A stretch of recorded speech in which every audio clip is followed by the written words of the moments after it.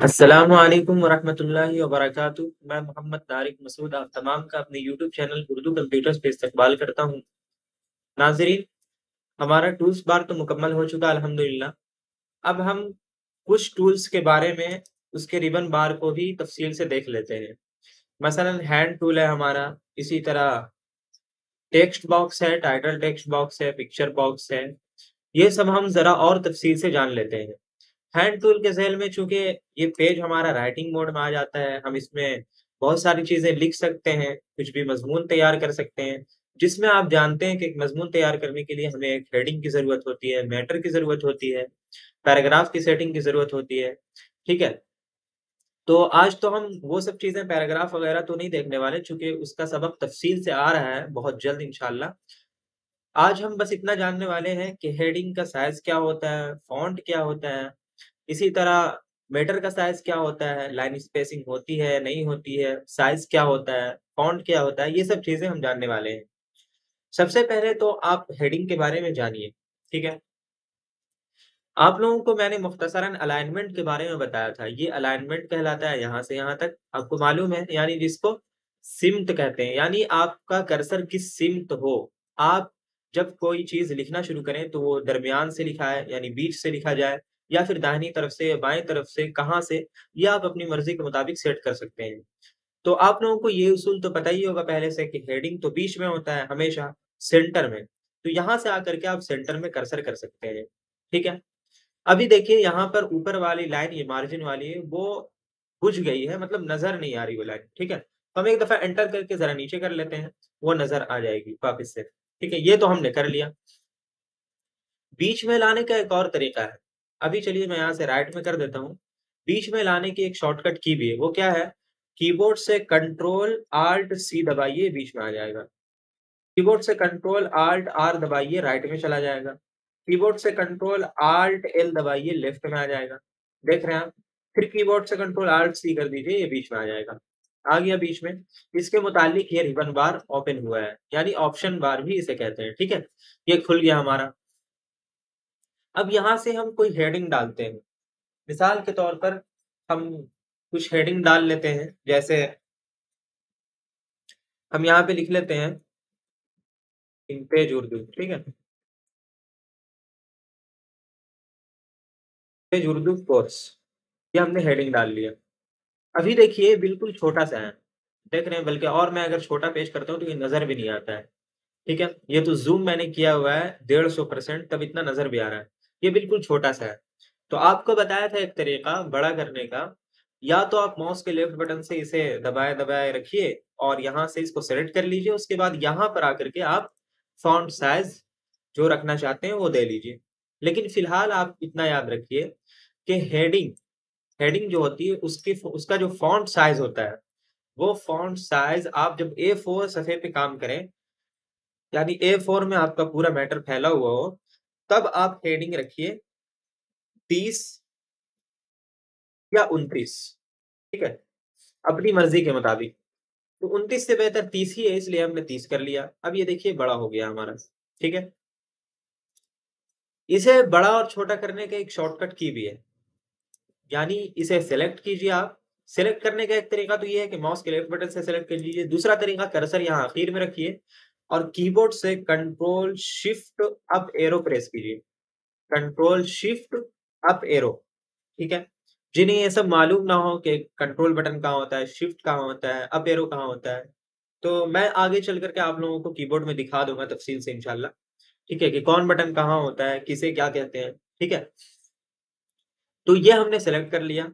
उसके बाद मैं कीबोर्ड से कंट्रोल F10 बटन प्रेस करूँगा, यानी जो फंक्शनल कीज़ में F10 बटन होता है, वो मैं प्रेस करूँगा तो ये बड़ा होगा देखिएगा। कंट्रोल के साथ F10 प्रेस कर रहा हूँ, बड़ा हो रहा है। यहाँ पहले 30 था, अब 31 हो गया है, देख रहे हैं आप यहाँ पे?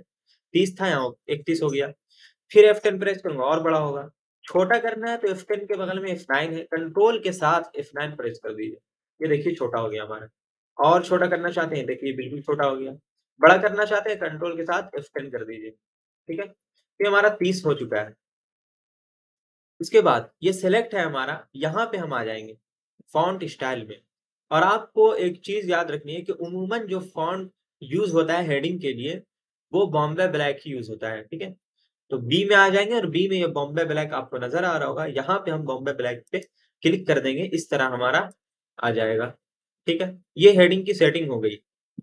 लेकिन अभी एक चीज और देख रहे होंगे आप कि ये जो है बिल्कुल नीचे की तरफ सटा हुआ है, यानी ब्लैक पट्टी जो है ऊपर से ज्यादा खाली और नीचे से बिल्कुल कम है, बल्कि सटी हुई पूरा। यहाँ नुक्ता देखिए आप, ये बिल्कुल सटा हुआ है। तो इसे आप अगर ऊपर करना चाहते हैं, इसका एक तरीका ये है कि यहाँ से लाइन स्पेसिंग जो ऑटो है, यहाँ पे आपने 30 फॉन्ट डाला है। जब आप 25 से ऊपर फॉन्ट डालें, कुछ भी 30 डालें, 29 डालें, 28 डालें, तो उसमें 10 का इजाफा के साथ यहाँ पे लिख दीजिए आप।